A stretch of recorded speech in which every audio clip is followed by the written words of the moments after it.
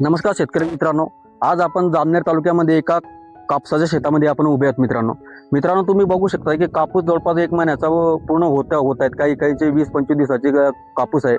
पण या कापसाला आता सुरुवातीच्या अवस्थेमध्ये आपण जो रासायनिक खत देत असतो, त्या रासायनिक खतामध्ये तुम्ही अन्नपूर्णा हे न्यूट्रिशन किट फिनिक्सच्या कंपनीची तुम्ही यूज करावी, जेणेकरून त्यामध्ये तुम्हाला काय मिळेल मित्रांनो, त्यामध्ये तुम्हाला मॅग्नेशियम सल्फेट हे 10 किलो देतो आम्ही. त्यानंतर आम्ही फेरस सल्फेट हे 5 किलो देतो आहोत. त्यानंतर सल्फर आम्ही 4 किलो देतो आहेत मित्रांनो.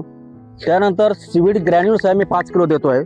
त्यानंतर आम्ही बोरॅक्स हे 500 ग्राम देतो आहे आणि सल्फेट हे आम्ही जवळपास 500 ग्राम देतात.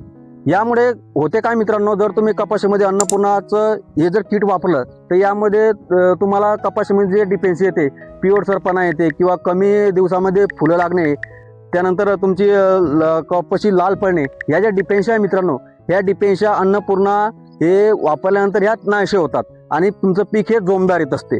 तर शेतकरी मित्रांनो, अन्नपूर्णा हे तुमच्या कृषी केंद्रावर जवळच्या कृषी विक्रेत्याकडे उपलब्ध आहे.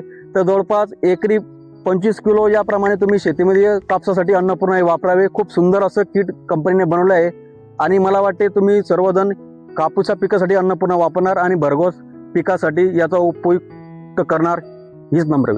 नमस्कार.